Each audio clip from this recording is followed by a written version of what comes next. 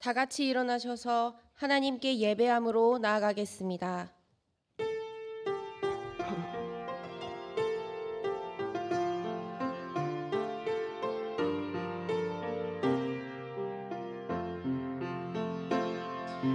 나는 하나님을 예배하는 예배자입니다. 내가 서 있는 곳 어디서나 하나님을 예배합니다. 내 영혼 거룩한 은혜를 향하여 내 마음 완전한 하나님 향하여 이곳에서 바로 이 시간 하나님을 예배합니다. 내 영혼 거룩한 은혜를 향하여 내 마음 완전한 하나님 향하여 이곳에서 바로 이 시간 하나님을 예배합니다.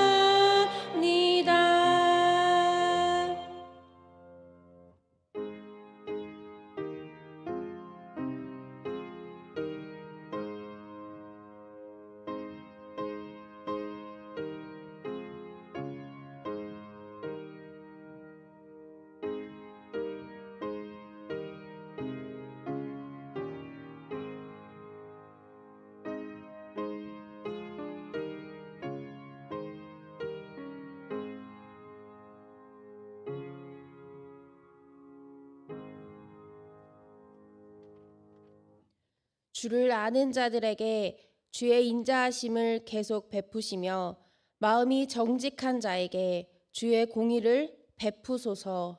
아멘.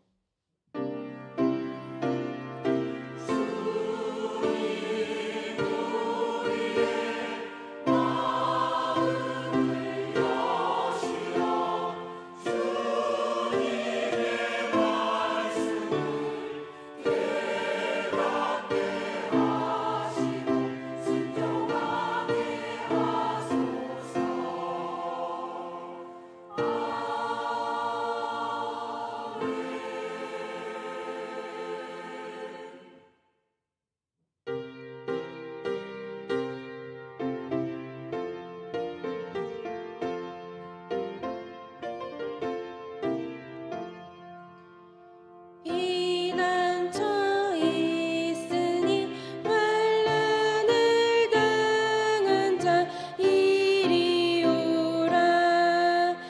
땅들이 변하고 물결이 일어나 산 위에 넘치되 두렵지 않네.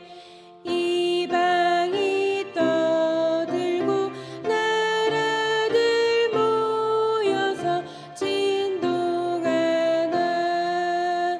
우리 주 목소리 한 번만 말하면 천하의 모든 것 망하겠네.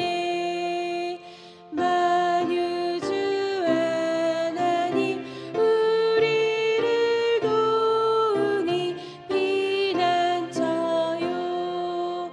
세상의 난리를 그치게 하시니 세상의 창검이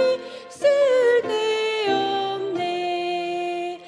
높으신 하나님 우리를 구하니 할렐루야.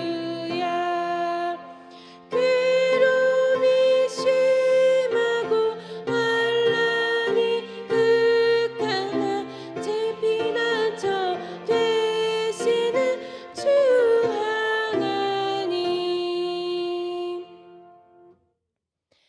지난 한 주간 우리의 삶을 되돌아보며 침묵으로 참회의 기도를 드립니다.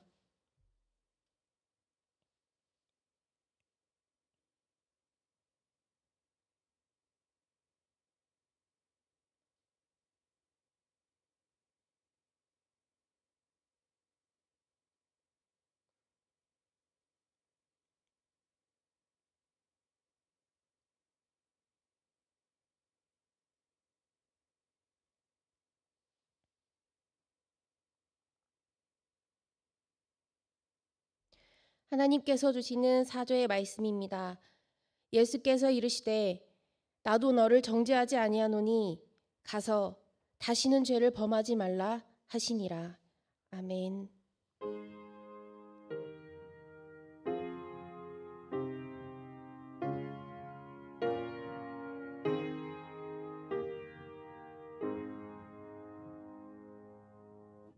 나는 전능하신 아버지 하나님, 천지의 창조주를 믿습니다.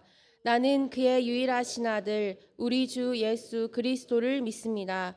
그는 성령으로 잉태되어 동정녀 마리아에게서 나시고 본디오 빌라도에게 고난을 받아 십자가에 못 박혀 죽으시고 장사된 지 사흘 만에 죽은 자 가운데서 다시 살아나셨으며 하늘에 오르시어 전능하신 아버지 하나님 우편에 앉아 계시다가 거기로부터 살아있는 자와 죽은 자를 심판하러 오십니다. 나는 성령을 믿으며 거룩한 공교회와 성도의 교제와 죄를 용서받는 것과 몸의 부활과 영생을 믿습니다. 아멘.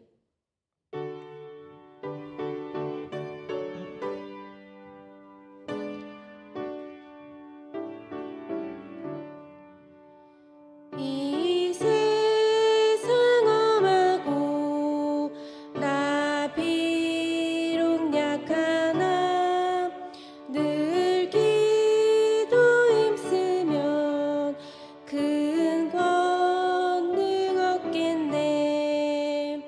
주의 은혜 대속 받아서 비와 같이 붉은 죄는 같이 이겠네. 주님의 권능은 한없이 크오니 돌 같은 내 마음 곧 녹여주소서. 주의 은혜 대속 받아서 비와 같이 붉은 죄는 같이 이겠네.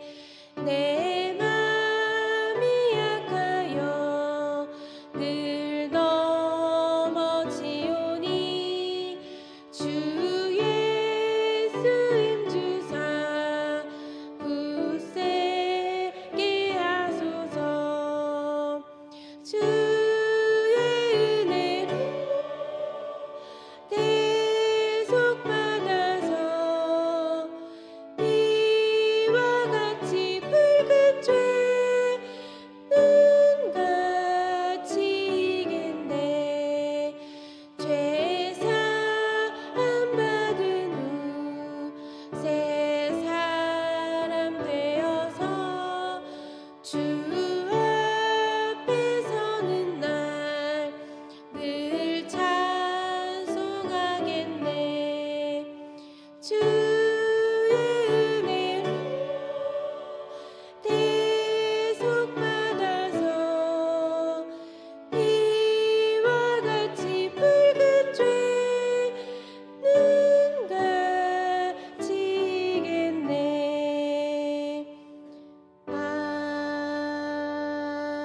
아멘.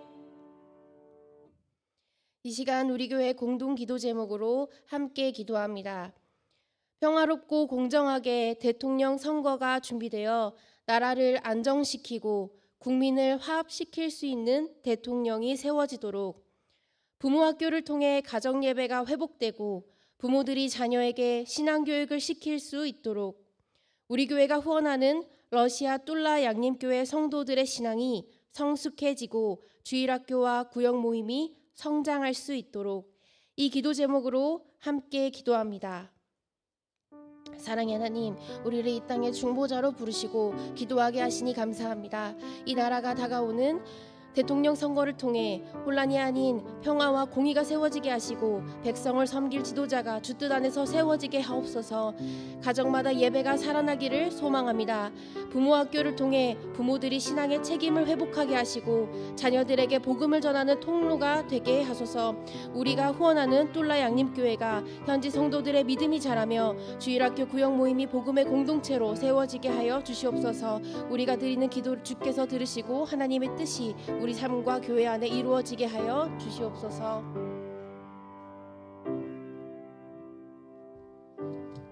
기도하겠습니다. 이 거룩한 주일 아침 우리를 주님의 전으로 불러주시고 영과 진리로 예배하게 하시니 감사합니다. 이 시간 드려지는 모든 찬양과 기도를 기쁘게 받아주시고 드려지는 예배를 통해 주님 홀로 영광 받으옵소서. 특별히 우리를 사랑하셔서 121년 전 믿음의 불모지였던 이곳에 선교사를 보내주시고 복음의 씨앗을 심게 하셨습니다. 그 믿음의 유산을 통해 지금까지 양림의 공동체로 든든히 서게 하셨습니다. 이제는 우리 차례임을 깨닫게 하셨습니다. 라오스에, 필리핀에, 인도네시아, 발리에 복음을 심는 일에 도구로 사용하여 주시니 감사합니다. 또한 다음 세대들을 통해 그 발자취를 경험할 수 있도록 미국으로, 유럽으로 보낼 수 있는 믿음과 용기를 주심도 감사합니다. 우리들을 기도학교와 예배학교, 바나바 성김학교를 통해 기도의 깊은 자리로 나오게 하시고 삶이 예배가 되게 하시며 성김의 자리에서 예수님의 사랑을 실천케 하심도 감사드립니다. 하오나 또 다른 각도에서 우리의 모습을 바라보니 너무도 연약하고 부족함이 많음을 고백합니다. 너무도 평안한 일상을 주셔서 거기에 머물러 기도와 예배의 자리를 가볍게 여기고 있지는 않습니까? 주님께서 말씀하셨습니다. 너희는 깨어있으라. 내가 너희에게 하는 이 말은 모든 사람에게 하는 말이니라. 깨어있으라 하시니라. 우리를 향해 목이 터져라 말씀하고 계시지만 우리의 모습은 어떠합니까? 새벽 기도의 자리와 수요 말씀 사경회와 금요 기도회의 빈자리가 점점 늘어가고 있습니다. 세상 일에는 그렇게도 부지런하면서도 주님 앞에 무릎 꿇는 일에는 게으르고 미루기 바쁜 모습이 바로 우리들의 모습 아닙니까? 주님, 용서하여 주시옵소서. 변화되게 하여 주시옵소서. 우리 모두를 불쌍히 여기사 붙들어 주시고 자신의 십자가를 지고 주님을 뒤따르는 참된 제자의 삶을 살아가는 우리 모두가 되게 하여 주시옵소서. 양림교회가 주님께서 주신 사명을 온전히 감당하고 복음을 전하는 교회로 굳건히 세워지게 하시며 말씀을 통해 가정예배의 기초가 세워지게 하시고 우리 자녀들의 손을 잡고 기도할 때에 흔들리지 않는 믿음의 중심에 서게 하시며 부모와 자녀가 서로가 서로의 거울이 되어 비추게 하여 주시옵소서. 주님께서도 그렇게 사랑하시며 주님의 선교 도구로 사용하고 계시는 이 나라와 이 민족을 불쌍히 여기사 경제적 어려움과 정치적 혼란 가운데서도 주님의 선하신 계획과 주님의 주권이 이 땅에 온전히 이루어지게 하여 주시옵소서. 이 시간 말씀을 전하시는 김현준 이 목사님께 성령의 충만함으로 기름 부으심을 더하여 주시옵소서. 영육간에 강건하게 하여 주시옵소서. 목사님의 입술을 통해 능력의 말씀과 하나님의 임재가 선포되게 하시고 그 말씀을 듣는 우리 모두의 심령이 새로워지게 하여 주시옵소서. 찬양으로 주님께 영광 돌리는 믿음 찬양대 위에도 은혜 더하사 주님만 높여드리는 은혜의 찬양이 되게 하여 주시옵소서. 모든 말씀을 예수님의 거룩하신 이름으로 기도합나이다. 아멘.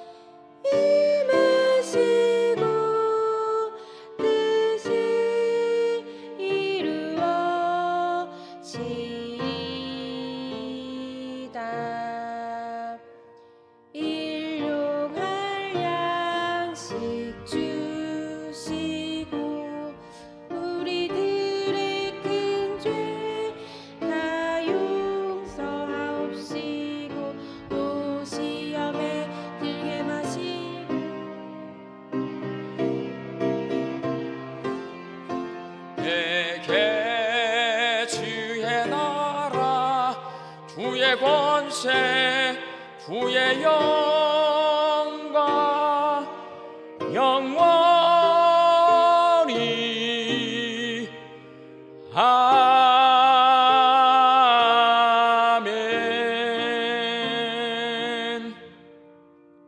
거룩한 주일에 주 앞에 나와 예배할 수 있게 하신 하나님 참 감사합니다.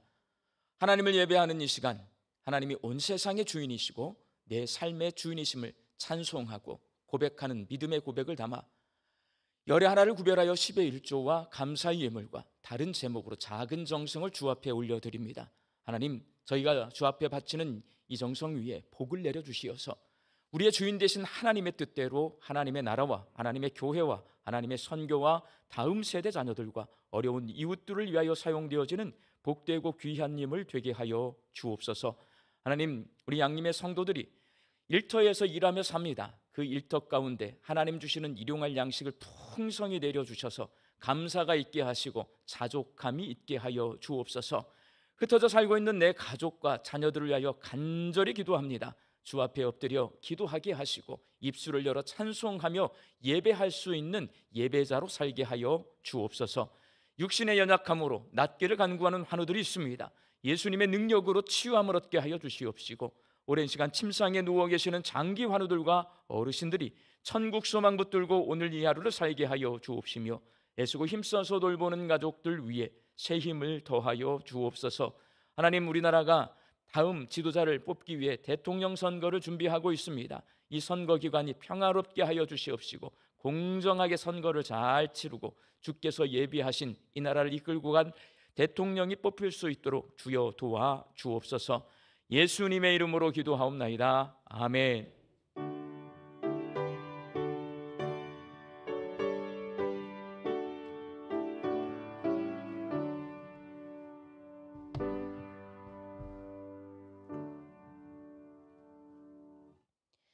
이 시간에 우리에게 주신 하나님의 말씀은 구약의 말씀 민수기 24장 10절에서 17절 말씀입니다. 민수기 24장 10절에서 17절 말씀을 저와 여러분이 한 절씩 교독하겠습니다.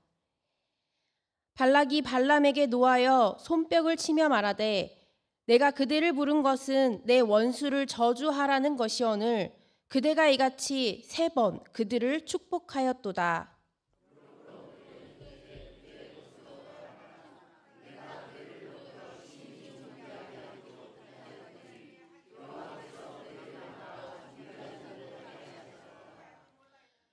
발람이 발락에게 이르되 당신이 내게 보낸 사신들에게 내가 말하여 이르지 아니하였나이까.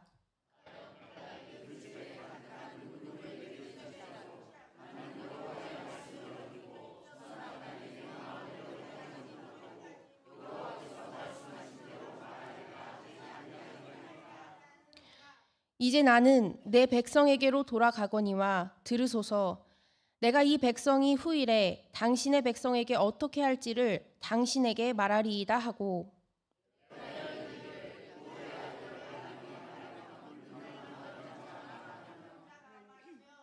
하나님의 말씀을 듣는 자가 말하며 지극히 높으신 자의 지식을 아는 자, 전능자의 환상을 보는 자, 엎드려서 눈을 뜬 자가 말하기를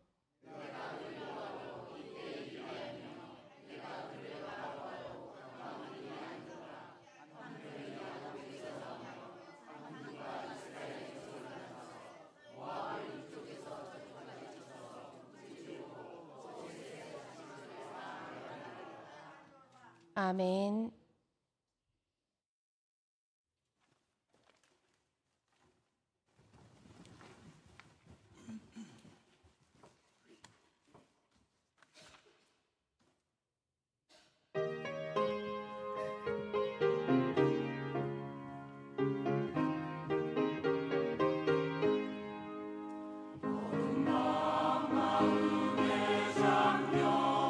역사의 어둠 짙었을 때에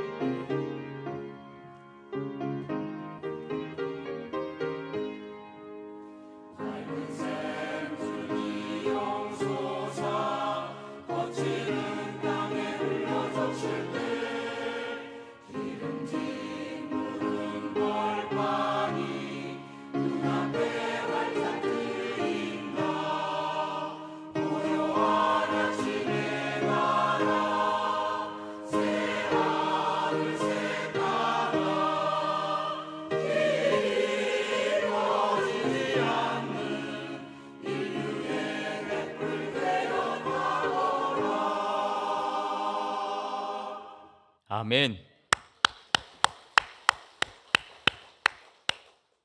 지난주 설교에 제가 말씀드렸듯이 지난 월요일, 화요일 동인선교 이사회에 참석하기 위해 경주에 다녀왔습니다. 회의 장소가 울산에서 경주로 갑자기 변경되어서 ISTJ 성격의 친구 목사가 화가 났는데 경주에 도착해 보니 왜 울산에서 갑자기 경주로 장소가 변경되었는지 그 이유를 알게 되었어요. 이번 회의를 주최하는 분은 울산에 계시는 목사님입니다. 울산의 목사님께서 회의에 참석하기 위해 서울, 부산, 광주에서 오시는 목사님들의 교통, 숙박, 식사 여건이 울산보다는 경주가 훨씬 편안하겠다 싶어서 다른 목사님들 배려하는 마음으로 회의 장소를 울산에서, 자기 교회에서 하면 자기가 편하잖아요. 근데 경주로 하면 자기도 불편해요. 그렇지만 우리들 배려하는 마음으로 경주로 바꾼 거예요. 실제로 저 같은 경우 울산까지 가려면 광주에서 3시간 40분 정도 운전을 해야 돼요. 경주는 3시간이면 갑니다. 40분 정도 운전을 덜 하게 되어서 감사하죠. 화가 잔뜩 났던 ISTJ 성격의 친구 목사도 장소 변경 이유가 자기를 다 배려해서 그랬다고 하니까 화가 풀려요, 안 풀려요? 풀려요, 여러분. 그런데 한 가지 아쉬운 점이 있어요. 상대방을 배려하는 마음에서 장소를 변경하게 되었다고 그 이유를 알려주었으면 좋았을 텐데 안 알려줘요. 카톡이 뭐라고 왔냐면 장소를 변경합니다. 울산에서 경주로 변경합니다. 가지고 모임 장소만 딱 날라왔어요. 왜 변경하는지 이유를 안 알려줘요, 여러분. 만약에 이유를 알려줬으면 ISTJ 성격의 제 친구 목사가 토요일 밤 내일 설교해야 되는데 삐지지 않았을 거예요. 화나지 않았을 겁니다. 안 알려주니까 화가 나는 거예요. 여러분, 울산의 이 목사님이 회의 장소를 우리를 배려해서 울산에서 경주로 바꾼 이유 알려주지 않은 것은 왜 그럴까요? 왜 안 알려줬을 것 같아요? 열받으라고. 경상도 남자이기 때문에 그래요. 전라도 사람은요 경상도 사람을 몰라요, 여러분. 저랑 ISTJ 성격의 그 친구 목사를 제외하면 10명의 동인선교회 소속 목사님들 가운데 나머지 8명은 전부 다 경상도 분들입니다. 경상도 남자는 하루에 3마디 한다는 농담이 있어요. 밥 묵었나? 아는 자자. 남편이 밖에 나갔다 돌아오면 3마디 한대요. 밥 묵었냐? 애기들은 잘 있냐? 아는. 자자. 이 3마디만 한다는 거예요. 그만큼 무뚝뚝하다는 거죠. 경상도 남자인 이 울산 목사님은 이유를 말하지 않고 장소를 그냥 변경했어요. 배려하는 마음에. 나머지 경상도 출신 목사님들은 다 이유가 있겠지 생각하고 묻지를 않습니다. 누구만 궁금해요? 저만 궁금해. 이거 왜 바꿨지? 그렇지만 화는 나지 않아요. 저는 성격 유형상 화 안 나. 그런데 서울 출신인 제 친구 목사는 화가 납니다.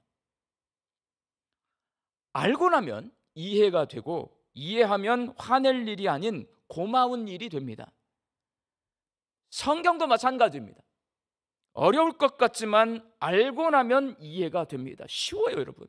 이해가 되잖아요. 은혜가 됩니다. 오늘 본문 말씀에는 무당 발람에 관한 이야기가 기록되어 있습니다. 광야에서 이스라엘 백성이 하나님께 훈련받는 이야기를 기록해 놓은 민수기는 1장에서부터 21장까지 모세와 이스라엘 백성에 관한 이야기를 해옵니다.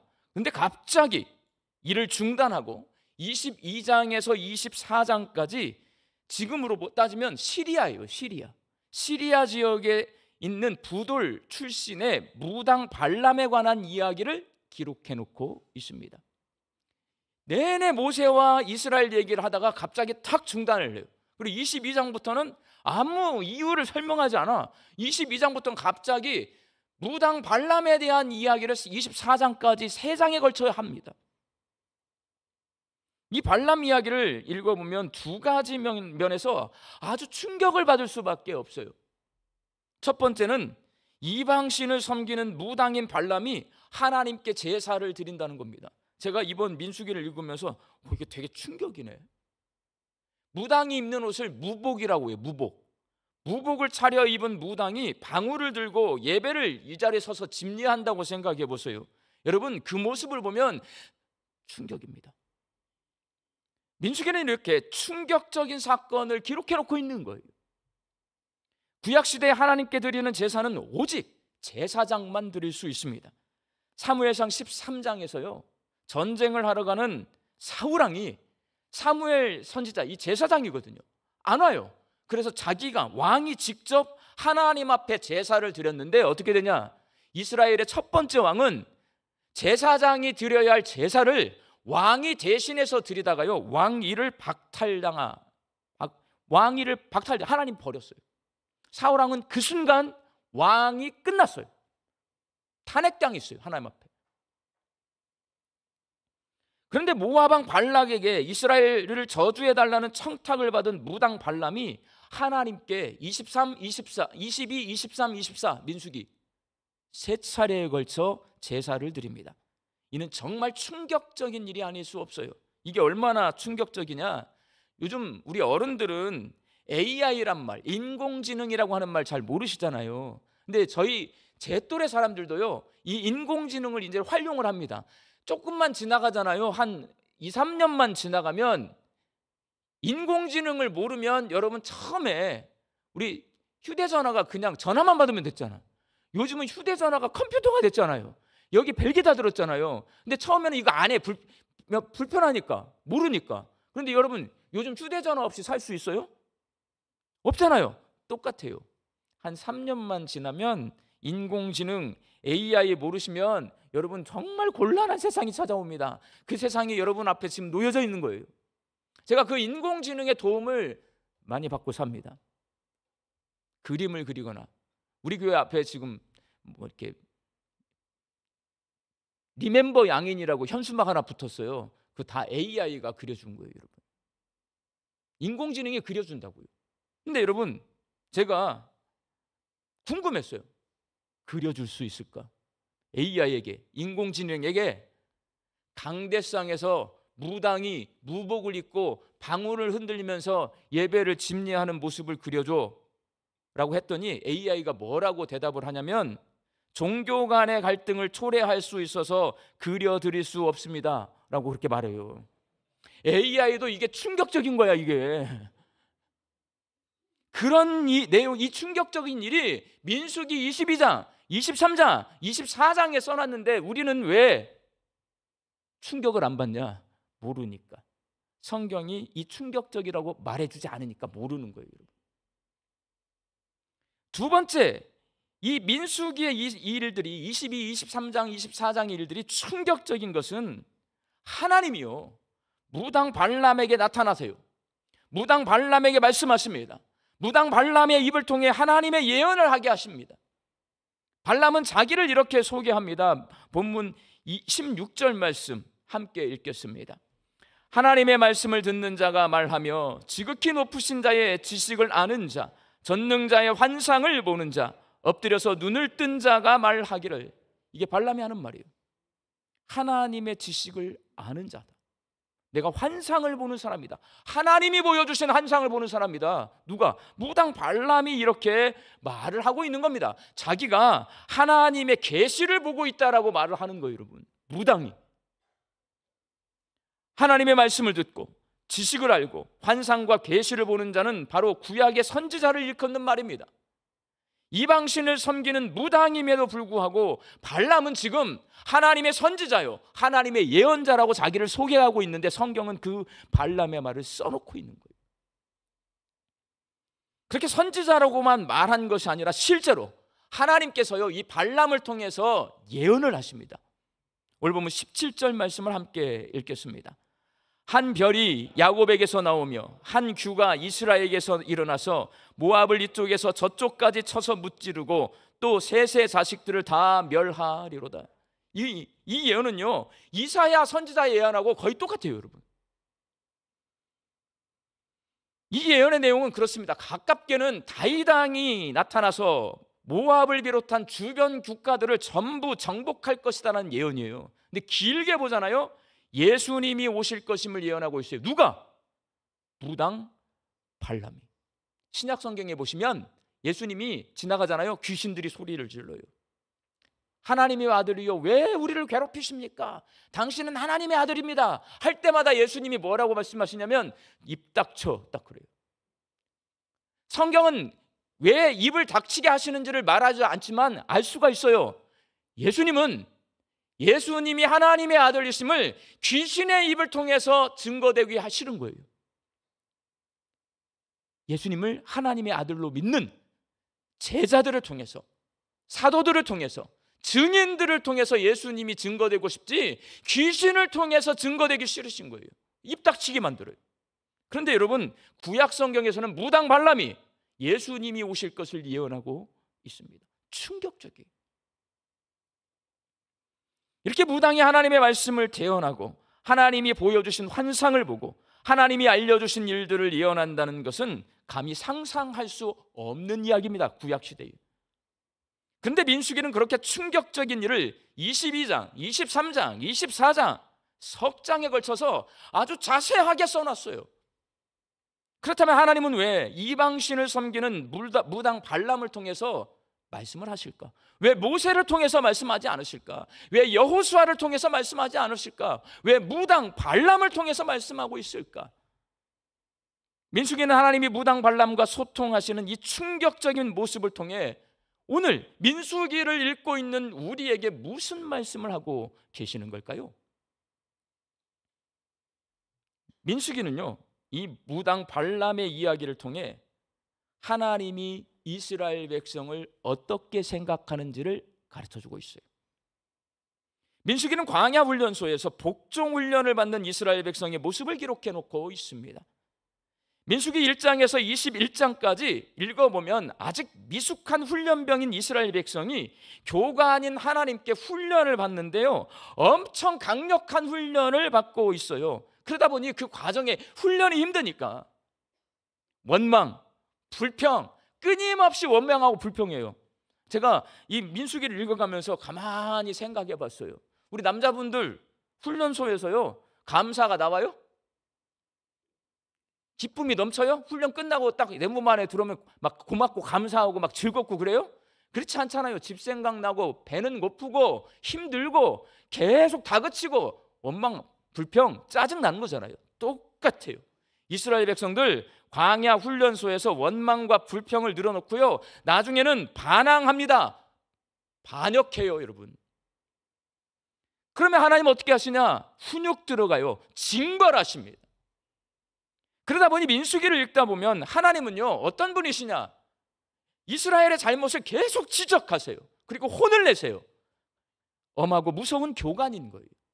그럼 이스라엘 백성은 나쁜 습관이 좀처럼 고쳐지지 않는 고문관, 잘못했으면 고쳐져 가지고 조금 능수능란해져야 되는데 계속 잘못하고 있어요. 훈련소에서 같이 훈련받는 동기 중에 누군가 계속 실수를 반복해. 우리가 고문관이라고 부르잖아요. 이스라엘 백성의 모습이에요.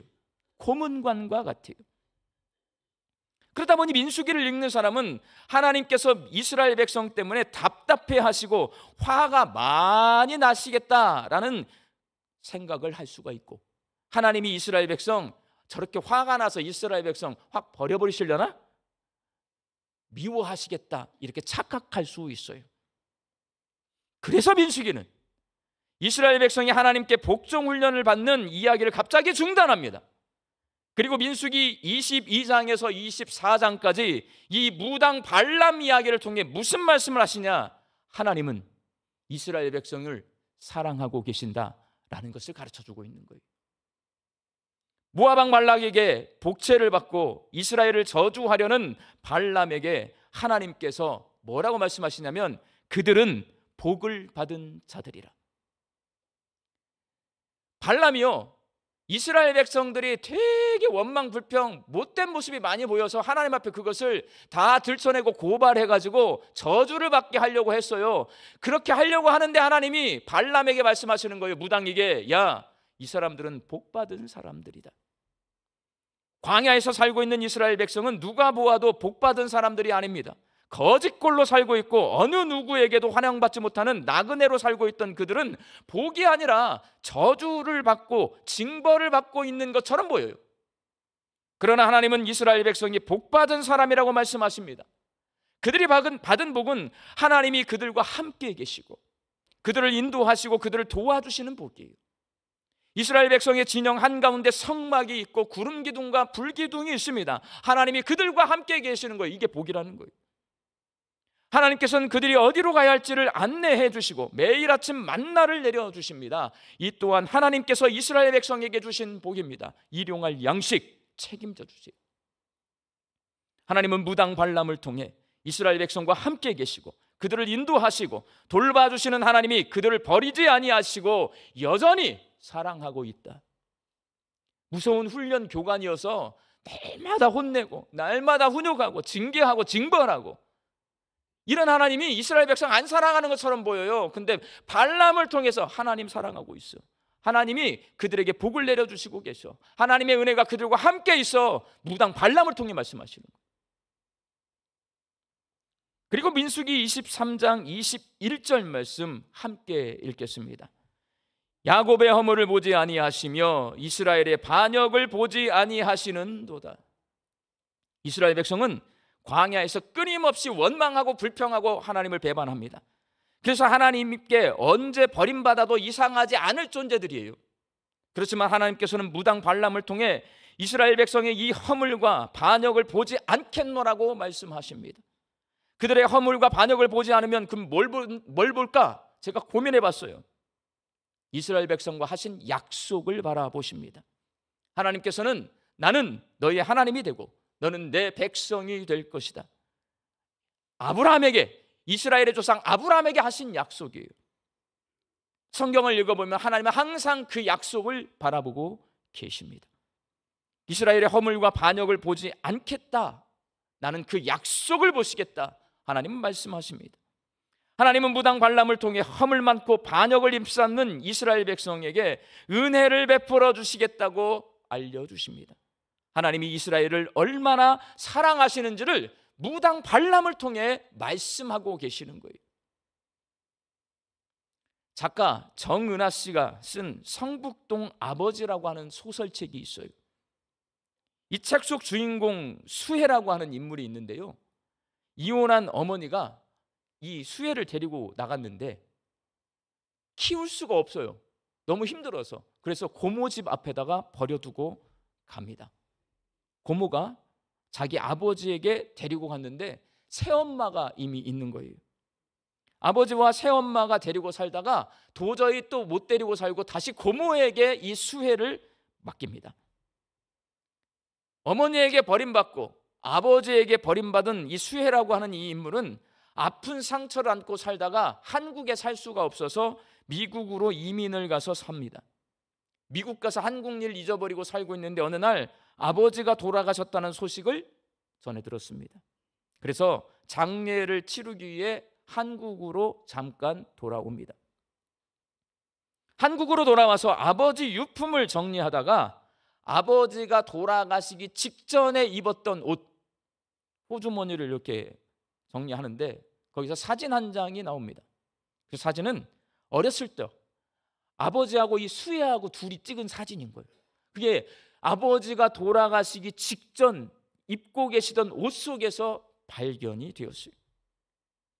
수혜는 이 사진 한 장을 통해 아버지가 나한테 아무 말도 하지 않았지만 나를 사랑하고 계셨구나라는 것을 깨닫게 됩니다.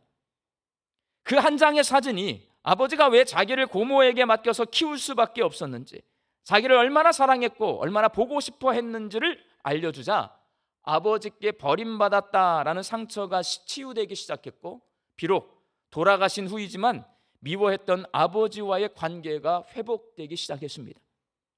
아버지 옷 속에서 찾아낸 한 장의 사진이 아버지의 사랑을 알려주니 아버지를 이해하게 되고, 아버지를 이해하니 아버지를 미워하는 마음이 사랑하는 마음으로 바뀌게 된 거예요.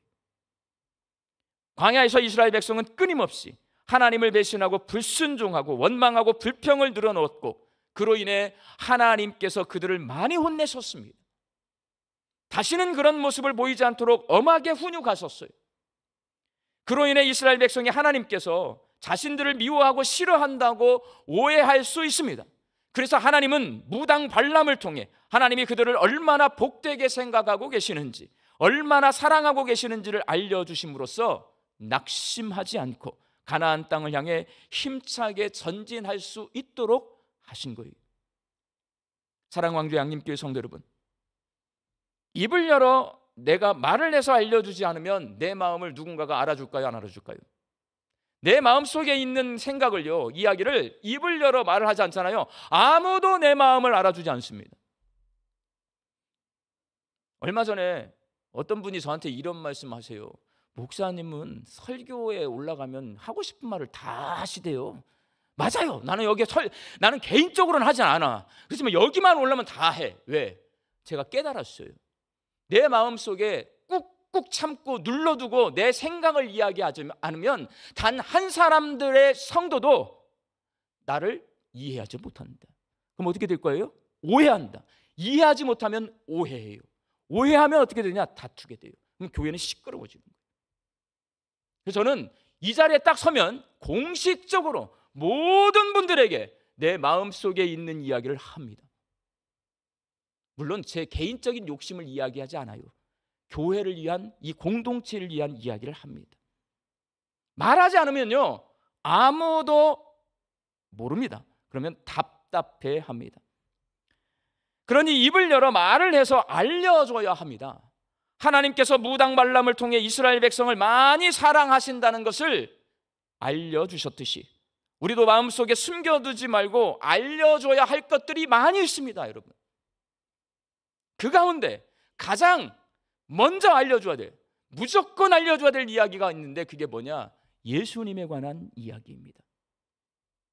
특별히 5월 가정의 달을 맞이해서 매주 수요일 부모 학교를 통해 부모님, 할아버지와 할머니가 다음 세대 자녀들에게 가정 예배를 통해 예수님의 이야기를 알려주라고 배워가고 있습니다. 부모가 가정에서 교사가 되어서 자녀들에게 예수님에 대해서 알려줘야 합니다. 양림교회 와가지고요, 많이 들었던 이야기가 이거예요. 어른들이 계세요. 양림교회 어르신들.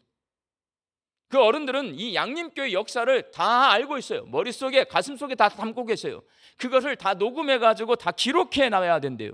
그래서 저는 처음에 맞아, 우리 교회 역사는 정말 중요한데 어른들 돌아가시면 그 역사를 다 잃어버리니까 전부 기록해야 돼. 그리고 어른들이 좀 알려주셨으면 좋겠어. 그래서 어른들을 신방할 때마다 그런 이야기를 물어보기도 하고 여쭤보기도 하고 어른들에게 그런 말들을 조금 이렇게 기록해 주시기를 제가 원해요.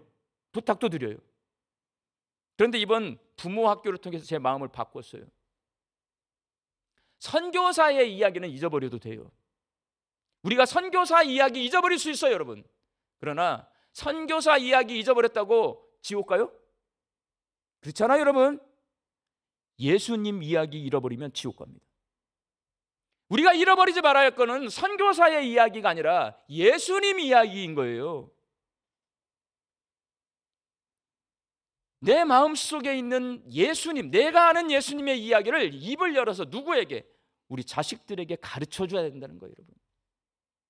요즘 미국과 캐나다의 만화 영화 하나, 애니메이션이라고 해요. 인기를 끌고 있는 만화 영화 하나가 있어요. 킹 오브 킹스라고 하는 영화예요. 애니메이션 영화 가운데, 만화 영화 가운데 전 세계적으로 가장 흥행 기록 많이 세운 게 뭐냐면 이집트 왕자라고 하는 영화예요. 이 영화가 이집트 왕자를 넘어섰어요. 더 인기가 좋아. 우리나라 영화 가운데 가장 미국에서 인기를 많이 끈 영화가 기생충이라고 하는 영화예요. 그 기생충보다 지금 인기를 더 많이 끌고 있어요. 나라가 시끄러우니까 우리 이거 몰라. 이것도 서울 목사님이 알려줘서 나도 알았어. 광주 살면 이런 걸 몰라, 세상에. 우리나라 모든 영화 역사상 북미에서 가장 인기를 끌고 있는 영화인데 이거 우리나라 사람들이 만드는 거예요. 우리나라에서는 7월에 개봉한다고 합니다. 손주 손녀들 데리고 자녀들 데리고 꼭 보셔야 돼요. 우리나라 모팩 스튜디오에서 제작한 이 킹 오브 킹스는 기독교 작가인 찰스 디킨스가 저술한 우리 주님의 생애를 모티브로 아버지가 아들에게 예수님의 이야기를 들려주는 방식으로 진행이 됩니다. 영화 자체가 예수님 이야기예요. 우리나라 사람들이 만들었어요, 여러분. 삼일교회에서 후원하고 우리나라 이 기독교 단체들 막 후원해갖고 만들었더라고요. 찰스 디킨스의 우리 주님의 생애 이렇게 시작이 됩니다. 사랑하는 자녀들아, 나는 너희가 예수 그리스도의 역사에 대해 조금이라도 알기를 간절히 바란다. 모든 사람이 예수님에 대해 알아야 하기 때문이다. 예수님처럼 선하고 친절하고 온유하고 잘못을 저지르거나 아프거나 어떤 면에서든 불행한 모든 사람을 그토록 불쌍히 여기신 분은 세상에 없었다. 찰스 디킨스는 자신의 자녀들에게 예수님의 이야기를 들려주기 위해 이 책을 썼습니다. 그리고 매년 성탄절마다 아이들에게 큰 소리로 읽어주었다고 합니다. 디킨스가 이 책의 출판을 못하도록 했어요. 엄격히 금지시켰습니다. 자기가 쓴 책인데 출판을 못하게 했어요. 그래서 그의 자녀들이 모두 죽고 난 후에 출판이 됩니다. 왜 출판을 못하게 했냐? 이 책이 베스트셀러가 되고 이 책을 통해 자신의 자녀들이 돈과 부를 얻게 되는 것을 원치 않은 거예요. 뭔만 전해주고 싶었냐? 예수님만 전해주고 싶었어요. 설교와 성경 공부를 통해 우리는 예수님의 이야기를 듣습니다. 알게 되는 거죠. 그리고 우리 삶 속에서 체험을 통해 만나게 되는 예수님이 있습니다. 내가 만나고 내가 체험하고 내가 알고 있는 이 예수님, 내 마음속에 숨겨둘 것이 아니라 부모님이 자녀들에게, 할아버지 할머니가 손자 손녀들에게 입을 열어 알려주셔야 합니다. 우리가 입을 열어 예수님에 대해 알려주어서 우리 자녀들이 예수님에 대해 알게 되면 믿게 됩니다. 믿으면 그들의 성품이 하나님을 닮아가게 되고 그들의 삶이 거룩한 삶으로 변화되게 됩니다. 이건 성경이 우리에게 가르쳐 주시는 복음의 능력이에요. 말을 안 해. 공부해라, 학원 가라, 일찍 자라, 잘 먹어야 된다, 쉬어야 된다, 이런 것 말하는데 예수님, 내가 만난 예수님에 대해서 우리 자녀들에게, 우리 손주 손녀에게 한마디도 안 해. 손주 손녀들은 몰라요. 내가 알고 있는 예수님 모릅니다. 알려주지 않으면 예수님에 대해 모르게 되고, 모르면 예수님에 대해 오해하게 되고 멀리하게 되고 믿지 않게 되어서 우리 자녀들은 세속화됩니다. 예수를 믿지 않게 되는 거예요, 여러분. 우리 광주 양림교회 성도들이 자녀들에게 그리고 믿음의 후배들에게 입을 열어 내가 알고 만나고 체험하고 믿고 있는 예수님에 대해 알려주셔서 우리 자녀들과 새롭게 신앙생활을 시작하는 믿음의 후배들이 예수님이 누구신지를 알고 믿어서 그들의 성품과 삶이 거룩하게 변화되는 하나님의 자녀로 살 수 있게 되기를 예수님의 이름으로 축원합니다. 기도하겠습니다. 성경을 통해 예수님을 알게 하여 주시고 삶 속에서 예수님을 만나게 하여 주옵소서. 그렇게 이론과 실제로 알고 있고 내가 믿고 있는 예수님을 마음속에 숨겨두지 않고 내 입을 열어 우리 자녀들과 믿음의 후배들에게 알려주어서 우리 가정과 광주 양림교회가 믿음의 유산을 남기는 거룩한 주의 공동체가 되게 하여 주옵소서. 예수님의 이름으로 기도하옵나이다. 아멘.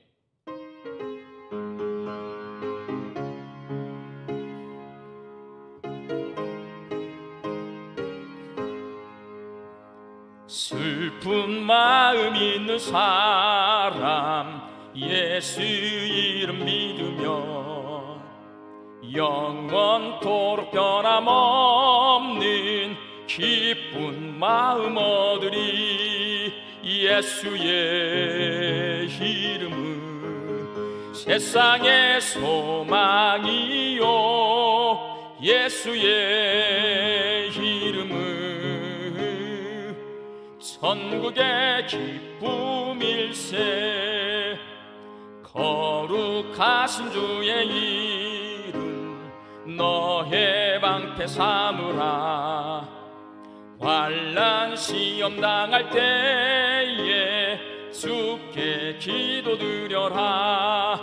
예수의 이름은 세상의 소망이요, 예수의 이름은 천국의 기쁨일세. 존귀하신 주의 이름 우리 기쁨 되도다. 주의 품에 안길 때에 기뻐 찬송 부르리.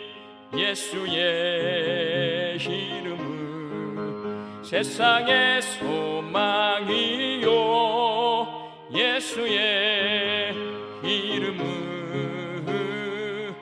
천국의 기쁨일세. 우리 갈 길 나간 후에 보좌 앞에 나아가 왕의 왕께 경배하며 면류관을 드리리. 예수의 이름은 세상의 소망이요, 예수의 이름은 천국의 기쁨일세.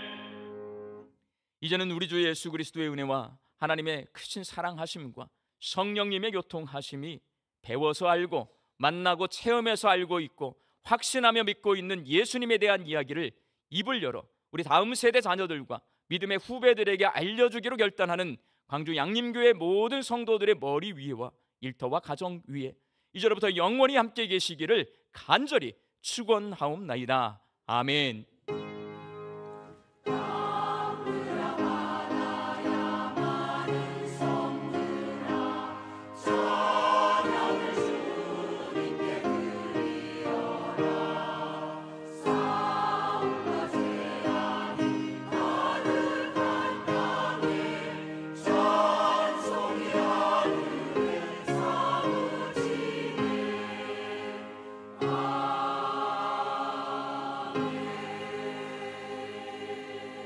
좌우에 계신 분들과 예수님에 대해 알려줍시다. 인사 나누시겠습니다.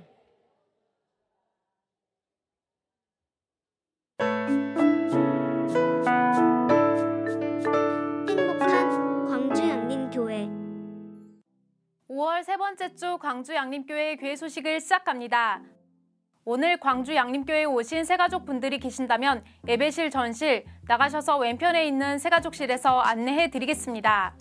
첫 번째 소식입니다. 이번 주 수요일 김성준 교수님을 모시고 부모학교 세 번째 시간을 진행합니다. 자녀들을 이해하고 자녀들과 소통하는 최고의 코치 부모에 대해 함께 생각해 보겠습니다. 지금 진행하는 부모학교가 가정예배를 위한 부모교육 과정이라면 이제 시작되는 가들리 가든은 가정신앙교육을 위한 어린이 청소년 영성학교 프로그램입니다. 따라서 자녀들이 가들리 가든에 참석하기 위해서는 부모님들이 먼저 필수적으로 부모학교를 수료하셔야 합니다. 가들리 가든에 참여하고 싶은 가정과 부모님들은 유튜브에 올라온 3주간 각 주제별로 강의한 강사님들 영상을 시청하시고 소감문을 각 부서 교육자에게 보내주시면 수료 가능합니다. 가들리 가든의 접수는 18일 오늘부터 개강 당일까지입니다.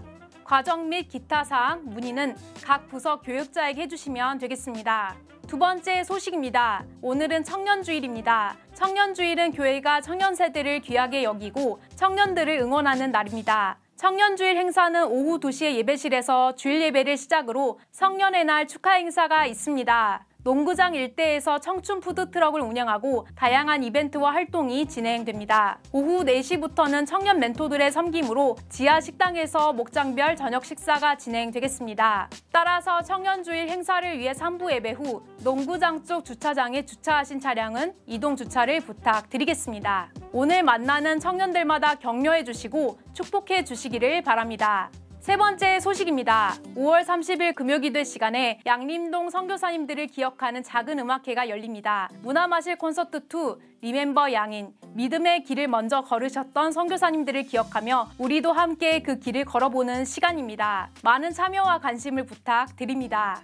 광주 양림교회 간추린 소식입니다. 바나바 섬김학교 이론 집중교육은 24일 토요일 오전 9시부터 오후 12시 30분까지이며 든든한 간식이 준비되어 있습니다. 실습교육은 6월 첫 주부터 8월 22일 주일까지입니다. 당회 18일 오늘 오후 1시 남궁혁홀에서 있습니다.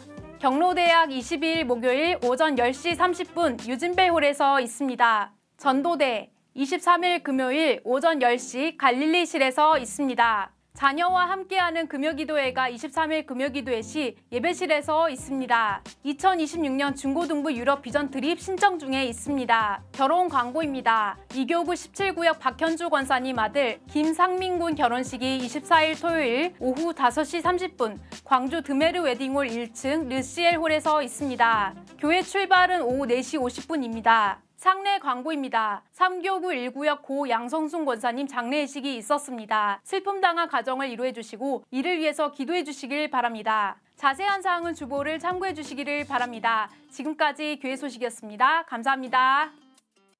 부모학교 5월 들어서 첫째 주, 둘째 주 끝났고 이번 주 마지막입니다. 부모학교 들어보니까 그래요. 1번, 가정 예배를 드려야 애들이 내가 믿고 있는 예수를 믿게 된다. 1강이에요. 1강. 2강 딱 하나 기억에 남아요. 손잡고 식사기도 해라. 저 그래서 손잡고 식사기도 지난 주간에 한번 해보려고 그랬더니 다 거부를 하더라고요. 손을 안 잡아. 이게 손잡고 식사기도 하는 게 쉬운 일이 아니야 이게. 손잡고 식사기도를 아이들과 함께 해라.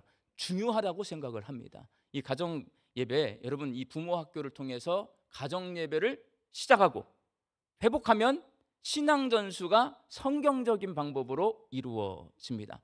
여러분들의 아들, 딸, 며느리 괴롭히셔야 돼요. 가들리 가든 이거를 할 수 있도록 괴롭혀 주셔야 그 애들은 자기 스스로 하지 않습니다.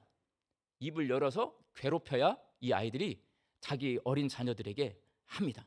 그렇게 되면 그 어린 자녀들이 할머니에게 있던 내 부모님에게 있던 믿음의 유산을 물려받는 거예요. 그런 과정이 반드시 있어야 됩니다. 그렇게 협력해 주시기 바랍니다. 우리 양림교회 성도들은요, 우리는 만나본 적도 없는 미국인 선교사님들에게 빚을 졌어요. 이 땅은 우리 성도들이 제가 알기로는 돈 내고 산 땅이 아니에요. 미국 남장로교회 성도들이 헌금한 돈을 선교사님들이 보내줘가지고 이 땅 사가지고 여기다 지금 예배당 짓고 우리가 예배드리고 있어요. 우린 빚쟁이들입니다. 빚지고 있어요. 빚을 어떻게 갚아야 될까요? 우리는 하나님께 사랑의 빚을 지고 있습니다. 빚을 갚는 방법은 성경이 가르쳐줘요. 나한테 빚 갚는 방법 뭐냐? 하나님 사랑하고 이웃 사랑하라고 하는 내 말을 지키며 살아라. 하나님의 거룩한 백성으로 사는 게 내가 하나님께 빚 갚고 사는 거예요. 남장로교회 선교사님들이 130명이 전라도 땅에 왔습니다. 그분들에게 우리는 빚을 졌어요. 어떻게 빚을 갚을 거예요? 저는 그렇게 생각합니다. 기억하는 거예요. 그분들이 여기 와서 복음을 전했던 걸 잊어버리지 않고 기억해 드리는 거예요. 그래서 이 리멤버, 기억하라, 양인, 서양인들을 기억하라. 12월 30일 금요일 저녁 7시 30분 12월이 아닌데 5월 기독간호대학, 호남신학대학교, 스피아 여자고등학교, 기독병원, 그리고 우리 정원 양림교회 선교사들을 기억하면서 작은 음악회를 합니다. 올 거요 말 거요? 빚 갚으러 오시기 바랍니다. 아셨죠? 삽지되어 있는 순서지가 그 순서지니까요. 보시고 기억하셨다가 다른 약속 잡지 말고 게으름 피시지 말고 빚은 털어버리고 가야 돼요. 오셔가지고 빚 갚으시기 바랍니다. 그리고 바나바 섬김학교 신청받고 있습니다. 많이 신청해 주시기 바랍니다. 나머지 강구는 주보를 참조해 주시고 다 같이 일어나셔서 파송의 찬송 부르겠습니다.